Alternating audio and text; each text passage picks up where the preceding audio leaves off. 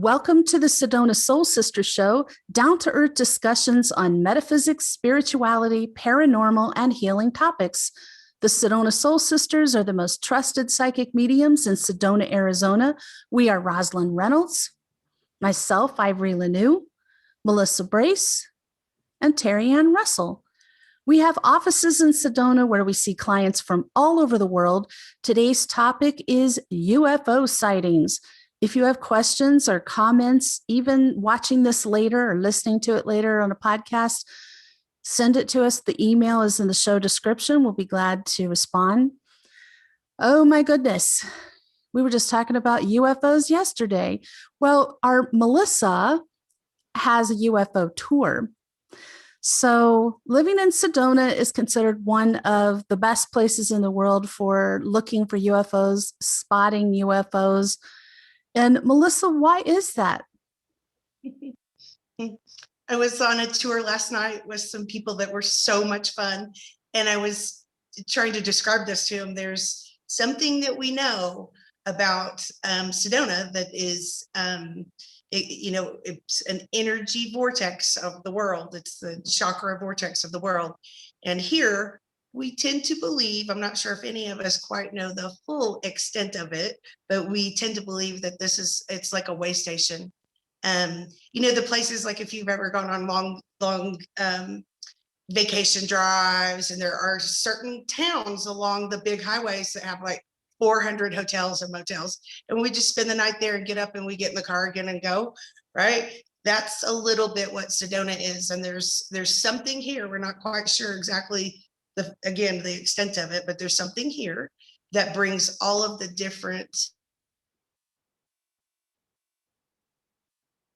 Uh-oh, Melissa froze.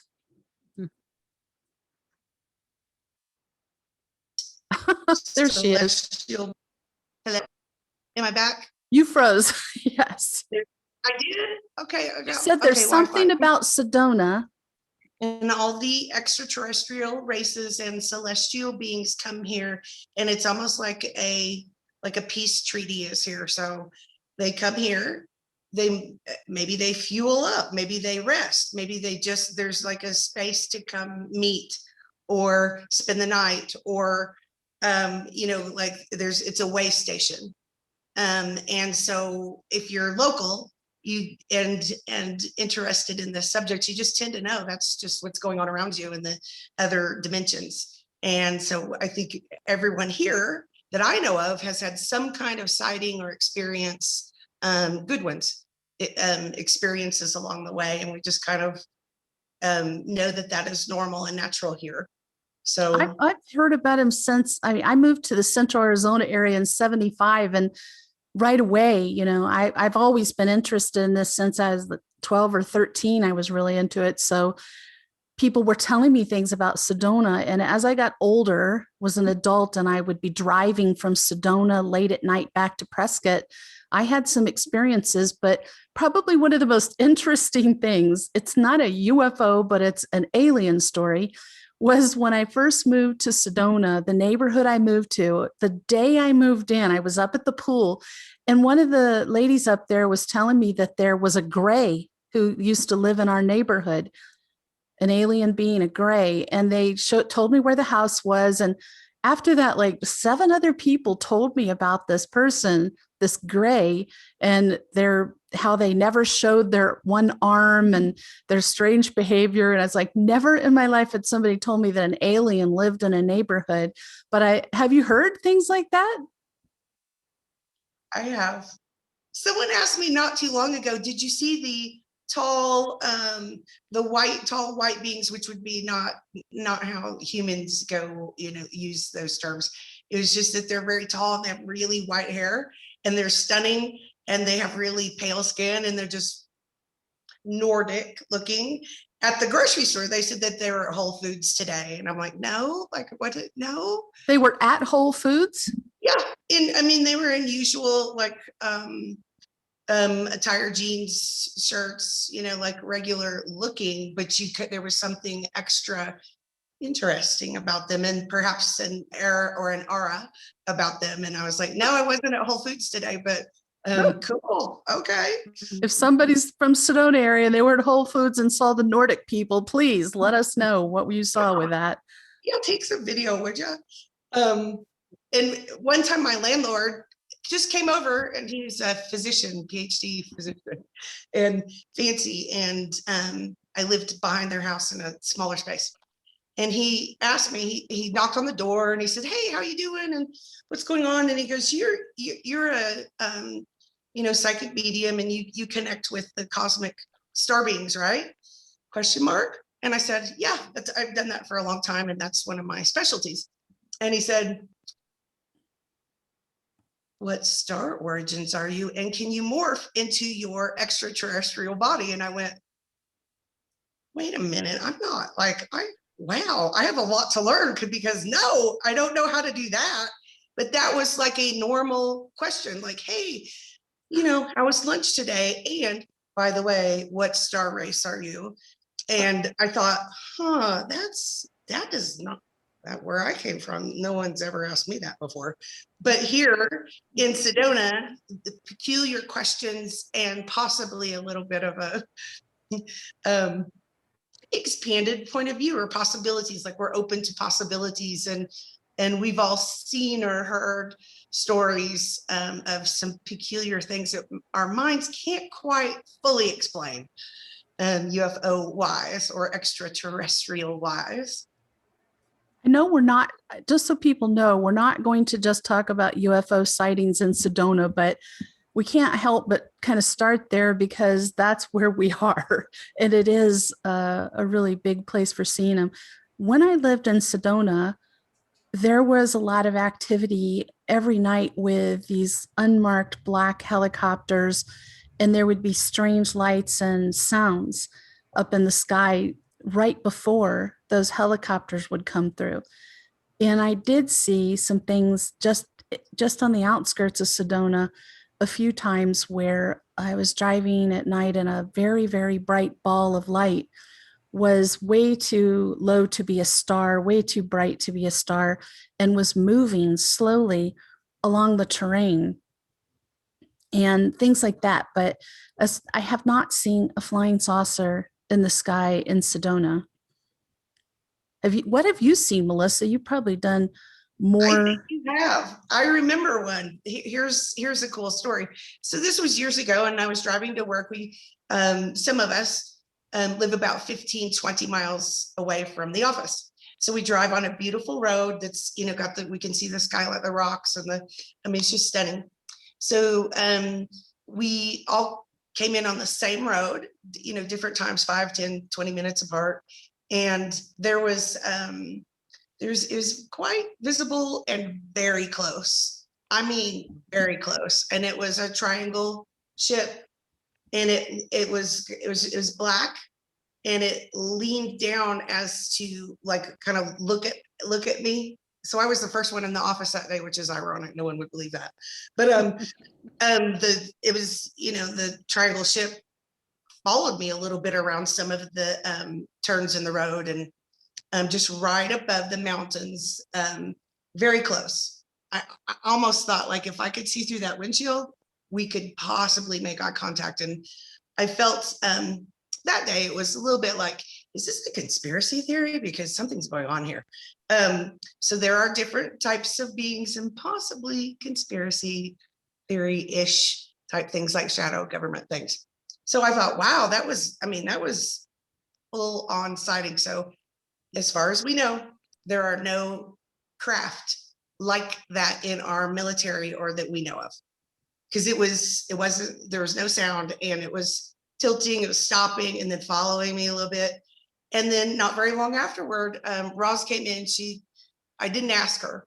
She was in her office, and then Ivory came in, and she came into my office, and you'll remember this. She said, I think I saw a UFO. It was a black triangle, and it kind of followed me down the road. And I went, oh yeah, I saw it too.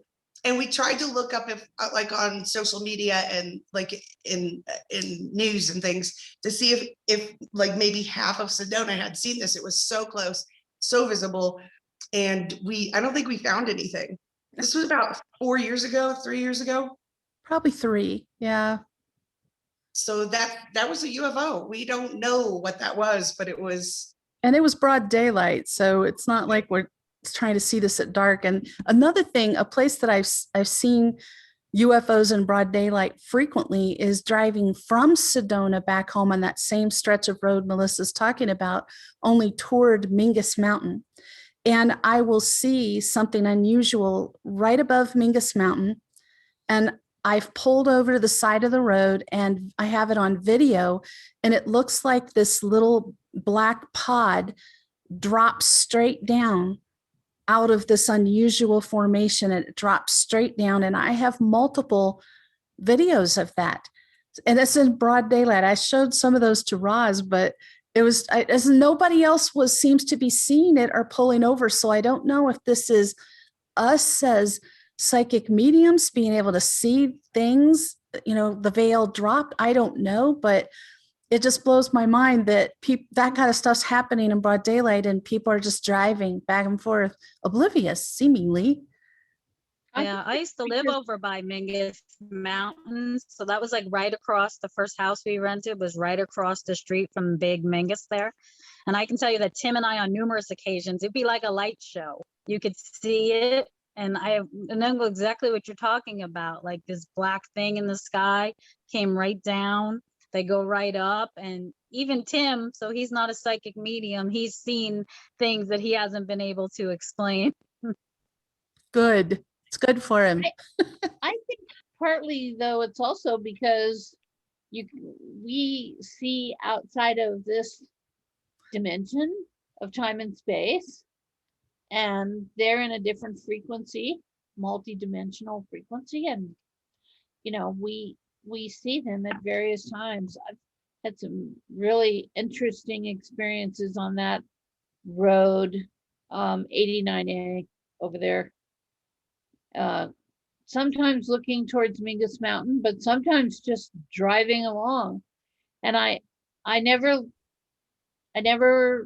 talk about this because, people think I'm crazy enough as it is with all the things that go on in my life. But I remember, seeing on numerous occasions, and not just here, also up in the Four Corners area, up in the Navajo Nation, driving through there, what looks like fairly small black or iridescent blue and black little round craft of some sort. And on more than one occasion, they have followed my car, and I've said to Ed, do you see those? Okay, do you see them? They're following me. They're following us. And he's like going, no. It's frustrating because I want him to be able to see them. But I know they're in a different dimensional field because they will be completely visible, and then blip, they're gone. So, One more story about Mingus Mountain is I was driving home from Prescott, and the Mingus Mountain is very steep. You go up to almost 8,000 foot elevation, and it's very winding switchback roads. It's my only drive I really like. So I'm coming down the other side of it, and it's dark. And I'm the only car on the road. There's no traffic in either direction except me. And all of a sudden, this big white beam of light shines down on my car. And I stopped and I thought, okay, I did panic a little because of some experiences I've had when I was younger. My heart started racing. I turned off the engine because I thought maybe it's a helicopter. There's nothing, no sound. As soon as I started driving, that light went with me, like what you're talking about, Roz, and it was really wide and bright, and it stayed with me. And I was having a little panic attack because it triggers things for me, that kind of light, but nothing else happened. It was just the light, and it lasted maybe 10 minutes and it was gone before I hit Jerome. But that was an interesting experience. Ed and I have also seen that coming, that extremely bright white light coming down at a very high rate of speed over the I can't think of the name of that place, but there's It's over by Kingman, and there's a park at the top. It's also extremely high. There's a lot of Yes. pine trees. We've talked about driving up there, but we're always going from point A to point B. So hasn't happened, but I would be curious because you can definitely feel an altered energy frequency at the top of Mingus Mountain if you park your car and get out, especially. We should talk about Thunder Mountain. And that's actually, you can see it from our parking lot. It's across the road and up just a little bit from our Sedona Soul Sisters business. And it's kind of the center point of Sedona, that formation. But there's all kinds of stories about UFOs coming in and out of the backside of Thunder Mountain. Have any of you seen that? What'd you That's see, Melissa? down the street from my house, and I have not seen that. I have Mingus Mountain. I've seen, numerous craft go into one and go in and out. And, my best friend that comes to visit me here, sometimes she saw, and it was about 11 in the morning, noon. She saw she kept saying, oh my gosh, oh my gosh, oh my gosh, oh my gosh. She said, it's like a light ship. It's a starship, like Starship Enterprise almost. And that was in the middle of the day. I have not seen it in Thunder Mountain, but there's something magical, or like Ross was saying, the magnetic energy around that, which is a really big staple point in Sedona. Like the whole mountain is important. So there's something going on around there a little bit. And I also think around the airport vortex. Yeah, our favorite place to go.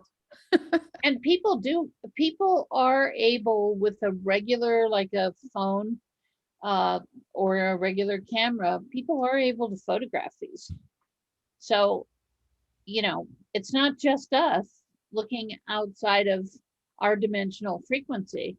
I mean, people used to see pictures various times where, people had been able to photograph them. Just had a client in here within the last month who was on a kind of like a little driving road trip here, and had gone to one of our lakes that is here and photographed clearly a disc shaped sphere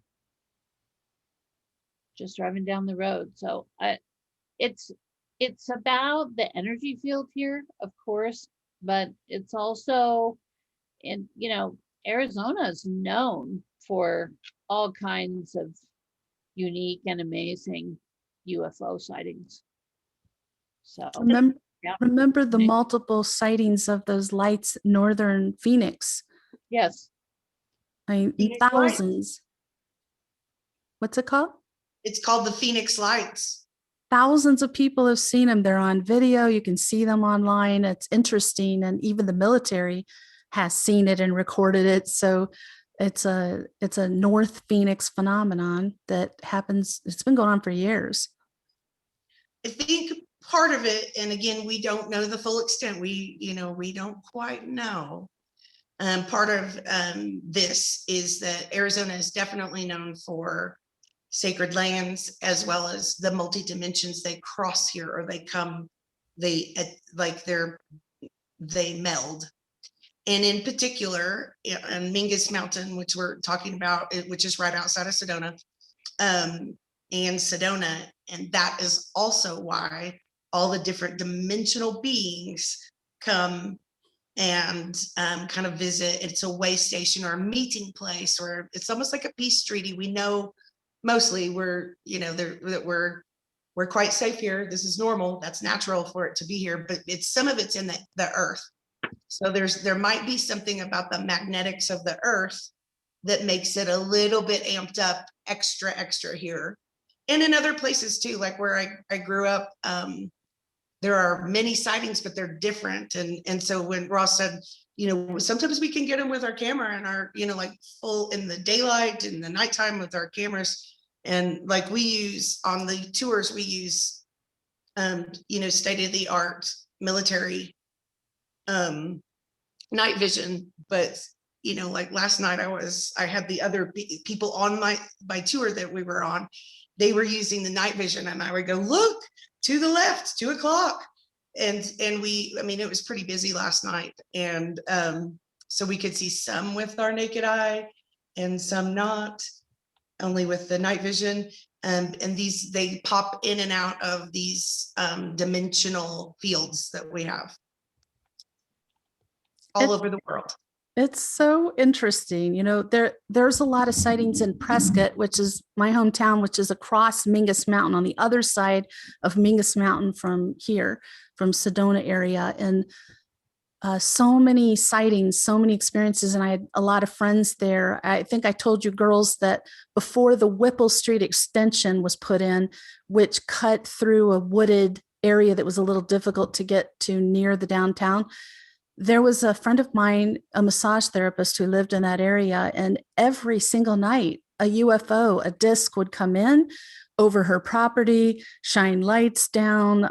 She, you know, felt like she had a communication with them. But after that Whipple extension went through, all of that was gone. That became a wide thoroughfare, and it kind of just wiped that whole area out. But there's so many sightings up there and so many experiences as well. So it's got to be this whole area. And I know that I knew somebody who was in with the Native Americans, and there's a place that is on Thumb Butte that overlooks Skull Valley, where the Native Americans would go once a year to greet aliens. To UFO ships would come in, and there would be communication between them. And that's been going on for a very long time. So these kind of things are happening all over. And it's not just Arizona. I mean, you can look online and just see the number of people who've had experiences. It's pretty mind-blowing.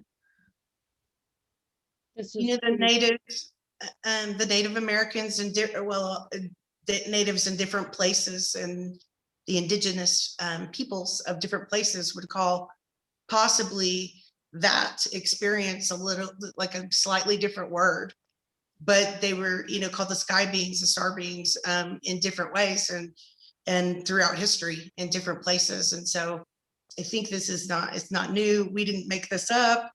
It's not just us. And they present themselves in different ways. Like we were saying, there are different kinds of ships and craft, and the ways they present themselves with different colors and different lights, and they can kind of not manipulate like creepy, but like manipulate things, and like on Star Wars or Star Trek, sometimes they can have like a shield over a very large craft. Like I've seen it. I woke up really early the other morning, and I'm like, there's something right here. Show me. And then they just would blink it. They let me see, because it's possible sometimes to have telepathy with the light beings. And they blinked for a moment, how a big ship that looked like it was the sky, but it was a little bit shimmery. Who said iridescent earlier? A little bit shimmery.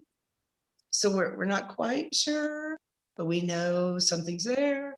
But you can ask them as well, and they can come in different forms. In the Midwest, where I grew up, they looked different and possibly had some different signatures or ways of flight. Like we would notice they would like swirl a little bit differently and zig a little bit differently in the Midwest, as opposed to here, but all over the world, sightings. It's amazing. As an adult, I took a geology class in Arizona because I'm fascinated with it. But one of our field trips was to Meteor Crater outside of Flagstaff. And we were camping there for a couple of nights. And I was the only adult in the class. So the professor and I would stay up and chat around the campfire. And we were chatting around the campfire, and it was late, and it got very dark all of a sudden, just like the stars and everything were gone. And I remember looking up and seeing almost the entire sky was covered by an enormous UFO. And it was blocking out most of the sky, and it just stayed above us. And we watched it for quite a while. And then I don't remember, I woke up the next morning, but he and I talked about that. It was pretty spectacular. I think it's the most definitely the largest ship I've ever seen, and it stayed for maybe an hour, just hovering there. And by the way, that's kind of out in the middle of nowhere. So it's not like it's right next to Flagstaff. It's pretty separate from that. But that was a spectacular experience for sure. I still think back on that. It was awe-inspiring. It was a good word for it. I've seen scenes like that in movies where the ship comes in and you can only see the sky really far out to the horizon, but above you is just spaceship. And what made me think of it is when you were talking about like the Enterprise, I'm sure something that size would feel like that. It's my belief that if you see them, they are letting you see them. And so, on the tour last night and throughout my experience of having some tours, some sightings with other people, people have been nervous because we do have triggers like the movies. Some of the movies are scary. We don't want icky, horrifying, scary things. And I always say, where's Mulder? Where's Mulder? Because that's the X-Files character that, he wanted to believe in the UFOs. But I was saying it's not scary feeling. It's just, if you're outside in the dark looking at the sky, it's a little bit, that thought could be a little bit intimidating, right? Like, I don't know, is something bad going to happen to us? I've never felt anything scary. It's just different. And so you can kind of feel the energy, especially if we're sensitive like we are. Intuitive and psychics and the healers all feel it easily. And they were mentioning last night how it was very light feeling and joyous and bubbly and fun. But I kept saying that if we are seeing them, even through the night vision or with our naked eye, they're letting us see them. And sometimes they would be there for a little while and do a couple of moves in the sky and then be gone. So that's kind of how it works. And they're letting us see them for the most part, if we can perceive them. So how do you think they know that somebody is going to be able to handle it, or why would they allow somebody to see them? I think for each one of us, I think they do know. They can kind of, I don't know what the right word is, like perceive our consciousness, where we're at, if we are safe. Some of us have had icky experiences, some have not. But so seeing a ship very close, all of a sudden in your backyard, like, 80 feet away would be startling and, creepstery, really. But I hear people ask that all the time. When are they going to pick me up? And I keep thinking, wait, hold on here. I don't want that idea to happen to me. I think that they can tell by our energy signatures, because they're a little bit more advanced at seeing or experiencing our energy signatures, frequencies, whether we can handle it or not. And that's why some of the sightings are very quick, like very flashes. And so that our minds and our bodies and our consciousness can handle each step of this expanded thinking and like wondering. Like a slow reveal. Mm-hmm. And there's another piece to this. And they've showed in all the movies that I don't know if anyone will remember Close Encounters of the Third Kind. Yes. It's one of the favorites, right? And they say, it's not like I was there, but they do say that was some of these movie experiences were based on real things, but they don't really want to tell us. But in that movie, that when Richard Dreyfuss was first experiencing these UFO things, he got burned with radiation. So when people say, hey, come pick me up at my house, I'm like, oh no, like that is not my rhetoric. It's a different tour, right? Not part of your service. Not really. Not part of my service today. Thank you. I don't really want that to happen, because we know that things, the military knows, it's in science. We know things that fly up above certain atmospheres in the sky have radiation. So We don't particularly want them to be really close to our skin and our organs, because we're so dense, and in our dimensions, it can alter us a little bit. So they also stand back, and any experience, at least this is my view, of the light beings, the celestial beings that we would want to connect with. They will not be scary, gross, in your space, overbearing, but their energy is different, and it's a little bit startling to see them, meet them. So Yes, it can be. That is very true. Mhm.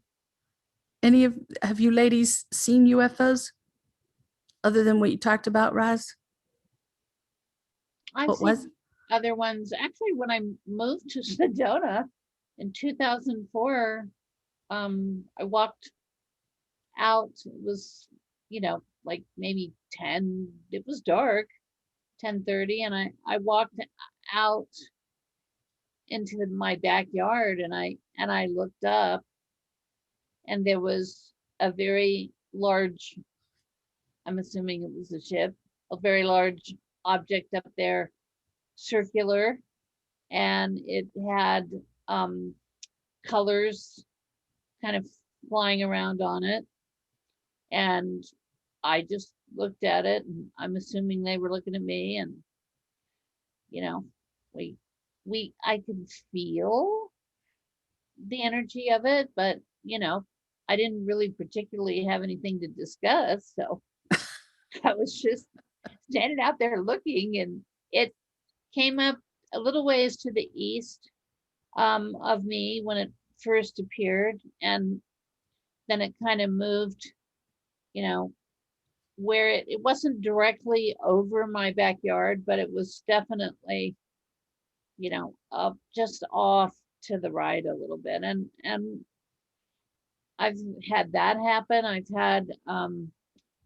had some other sightings. Actually saw a couple of those type of craft last summer in the night sky when I walked out in the middle of the night to take Rudy out. So I think they're around, you know, they're present. It's just, as Melissa's saying, are they going to allow us to see them and to connect in any way?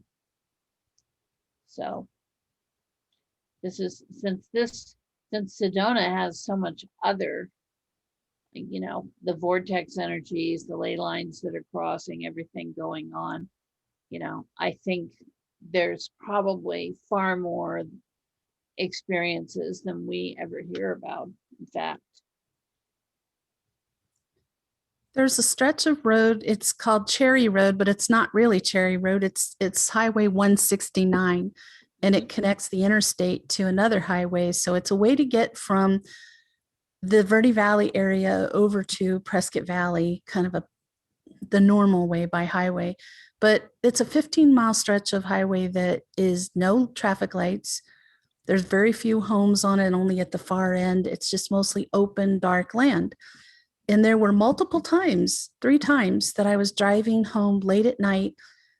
And it was in the 90s and the early 2000s. I'd be driving home late at night, like 1 or 2 in the morning by myself. And the first time it happened, there was a very large ball of white light to my right. And I was tired and I didn't think much of it. But all of a sudden, I realized it was following along with me about 50 feet to my right. And then I was thinking, hey, wait a minute here. This terrain is kind of like this. It's not, that area off to the right is not flat land, and there's no frontage road there. There's no road at all. It's just the highway. And it stayed along with me, staying even with my car for miles. And before we got to the place where back then there was just Young's Farm, that's all that was, is the far end. Those other houses weren't there. It veered off to the right and went, just zoomed straight off to the right and disappeared. And it happened 3 times, and then never again did I see that. But always in that same stretch of road. I look for it when I drive there, but I've never seen it again. Have you seen, any of you seen anything like that? Not in that area. Where'd Not you in see that it? area. Well, when I was a kid, I was in high school. My parents took a trip back to visit their relatives, and we were in the Texarkana area. And coming back from there and driving across the desert late at night, coming back home, I did see something like that moving across, but it was a far distance from the vehicle. And I was just in the back seat looking out the window, seeing this thing moving. And, you know, my dad was driving. It was really late at night. My mother was asleep. So I don't think anybody saw it but me, but it was very obvious it was moving with the car. It was quite large. But again, you know, it wasn't super close, and I was not I don't think I ever really started thinking a lot about that type of experience and what happens with it and everything until I saw that movie, Close Encounters of the Third Kind. And it was that movie actually kind of jarred me a little bit, because I thought, whoa, you know, this could be happening.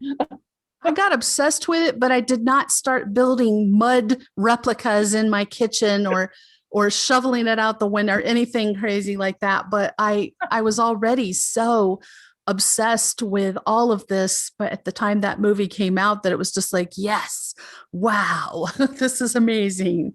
I still love that movie. It was a real mind opener. To me, it was more like a validation. Like, here's something, a serious movie out about something that, was really powerful for me. Where did you see those lights, Melissa? One of my biggest and longest sightings was partly during the day, driving through the Mojave Desert. So I was going to Los Angeles to do readings, and because I travel a lot, and that one stayed. It wasn't right next to me, like 80 feet, but it was above the mountain ranges. And the weird thing is that trip, there were miles and miles and miles and miles of trucks and cars stopped. And like, we were stopped in the middle of the Mojave Desert, and there was a UFO right over the mountain range to my right. And I'm thinking, how long are we just going to be sitting here in the desert? This is freaky. And it was just big golden light, big. And they did shift a little bit. Like, I guess they can change the light colors and things like that.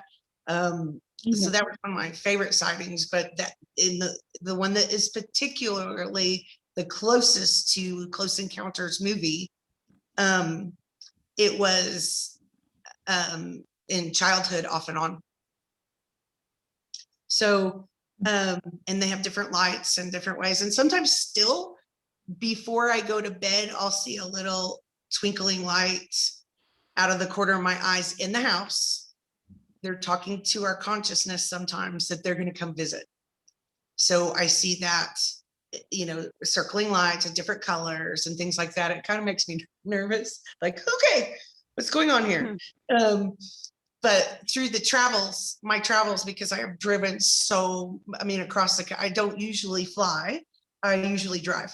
There have been different sightings in different places, and there's always a group of them that are with me that because I'm creative and done this since childhood. Terri-ann and I are the ones that are usually our services would be able to communicate with the divine star beings, light beings, and we do that, the galactic connections. But some of the sightings that I see, I'll ask them, like, okay, is everything okay? Am I on time? How's the universe? That's when I ask it. They'll come in and show me for a moment and then pop back out. And they sometimes do a little bit of blues and whites, but those are silver white craft that I see along the way. So many many, and one over Texas that scared me a little bit when I was one. That scared me. I remember that was probably like 1995. With the mini lights, it was just, it was in the night. Was it the feeling that you had about it, Melissa? Mm-hmm. It was. I was in the car by myself going to, at that time, going to massage school in Texas. And it was so close and it was so foreign to me. I just thought something's going on, and I saw it and it followed the car. And I just kept thinking, okay, well, that's okay. I was scared. But like, well, all right, what can I learn from this? What's going on here? So I don't have any like story of abduction or anything, but it felt a little bit too close for comfort. And that one followed me for a while as well. So that, again, they want you to know they're allowing us to see them. And, I can look back and since childhood, I think Terri-ann has had, I think all four of us have had experiences like this, but since childhood, I was a little kid and my parents would find me outside in the middle of the night in the backyard talking to the sky. That's weird. I didn't know it was weird, but that's weird. And so since childhood, there have been different sightings. And so that was so natural to me. It wasn't quite as scary as it sounds. But yeah, through the different time periods, many sightings. Weird. There's a neighborhood I lived in Maryland, in Frederick, Maryland area, where my father had built a house there and it was backed up to the Appalachians. So we were like up against it. And I had a bedroom that looked out the front of the house and out between houses to this open field, and you could see maybe 100 miles ahead. And I just had the bad feeling, like I just didn't feel comfortable. And I remember kneeling on my bed, looking out that window, and I would see a very bright white light in the distance, and I didn't get a good feeling, and it would just come towards me so fast. And then I'd wake up and it's morning.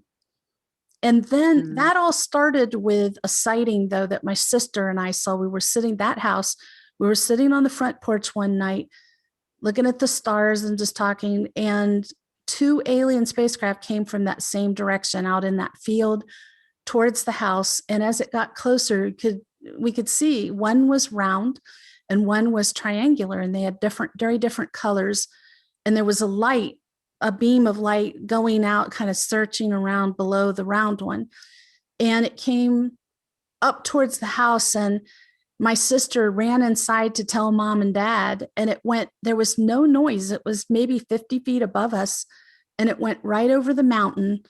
And right after that, I was 12 years old. Right after that is when I began to see those bright lights coming towards the window pretty much every night, just boom. And then I'd wake up and it's the morning. And, but I remember I wanted to see it and I didn't want to see it. I don't know how to explain that. Like I was excited and nervous, a little scared all at the same time. I feel the same way. When I was a child, I would look outside and I would think like there has to be more. Like I know there's more. And then when that started happening to me, like I could start seeing them and stuff. And it's as a child, I think it's like that excitement of the wonder. But then part of you is like, oh my gosh, like what is this? And I don't think we have a lot of remembrance about it. I know more recently for me, stuff has started to, as I've started to do a lot more healing, that remembrance has started to come in some more, if that makes sense. I didn't really remember what happened at all until I always had night terrors. After that, I would stay up my whole life. I'd stay up till I passed out because I was too afraid to sleep. And so later I had a daughter and I was afraid to go to sleep because I thought something was going to take her. And so I would stay up till I pass out, and it was catching up with me. So I had been told about a hypnotist in Prescott, and I went to see her. And at the very first session, I had a clear, crazy memory of walking out in that field across from the house. And I'm wearing this this off-white muslin nightgown my mom made for me around that time that I didn't even remember about, but I did once I saw it on my body. And I'm barefoot in the grass, and their beam of light comes over, and I'm lifted off my feet. And I felt really, I didn't like that. Like, hey, I couldn't get my bearings. I was off balance. And I got really scared. And I remember screaming, and I scared that hypnotist so bad. And both of us didn't know what to do with this. It's like I had no memory of that before, and I wasn't looking for memory of it. I was just trying to get over night terror. But honestly, it didn't, it did help for a while, but things were still happening. So it kind of brought back new night terrors. But that's in the past now, I'm happy to say. But the point being that sometimes you did more than just see it, and you don't know because your memory is wiped. You don't know because they know you can't handle it, or you're not supposed to know at this time. All of those things that could be possibilities. And I find it just fascinating. I think Terri-ann and I both do, we're hypnotherapists, both of us.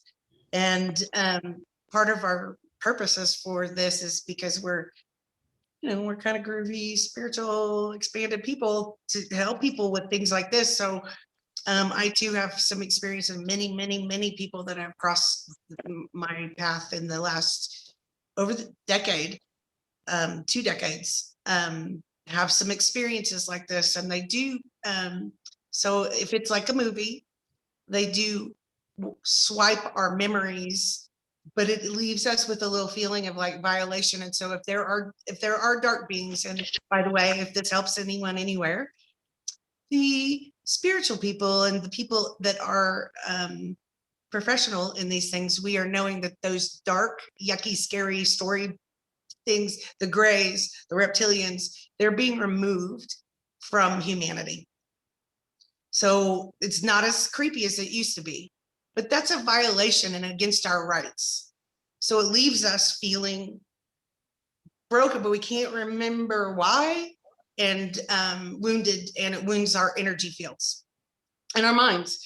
And they do swipe us clean, like, okay, let's, but there are pieces where it comes into our memory, like Terri-ann was saying, and the good ones, like I'm talking about the good ones throughout my childhood and everything too. Like they brought me information, and they did not touch me. They weren't scary, but sometimes I did go, but there were a few moments that cause us trauma, that we are trying to heal from. So in consciousness as well, that's part of our uplift and awakening time. So how do you know that the dark ones are being removed from us?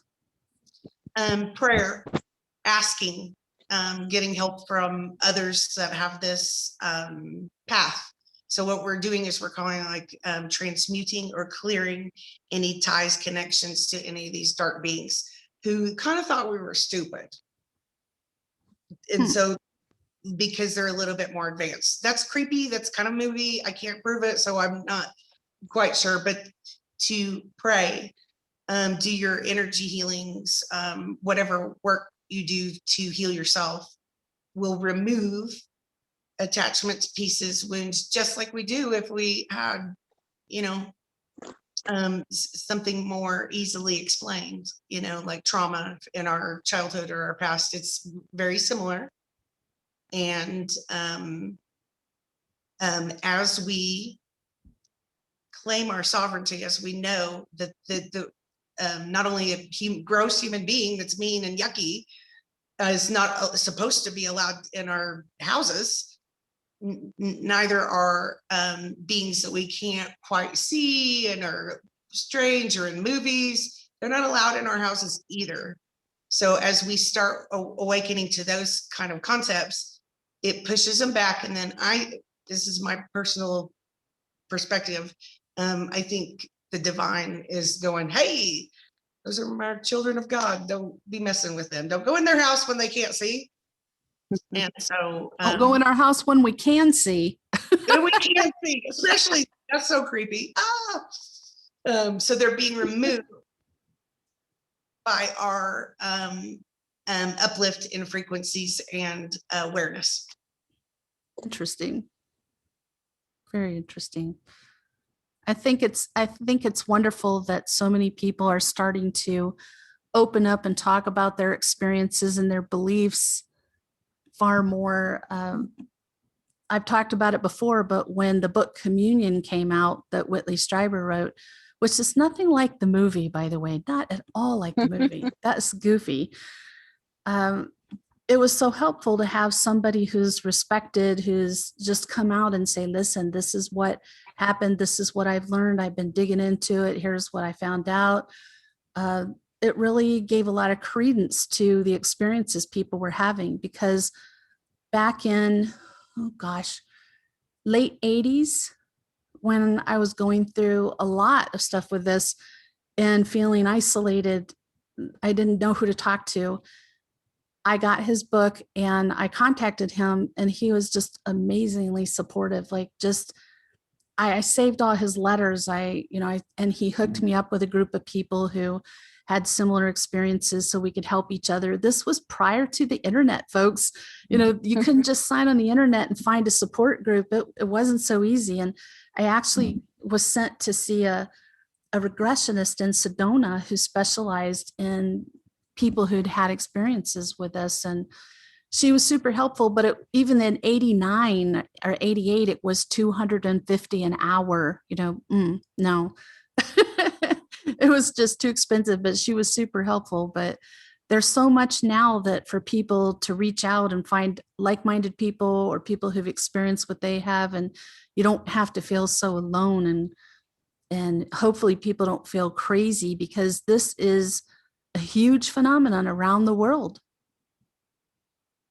And you're hearing more about it, right? It's becoming more mainstream now.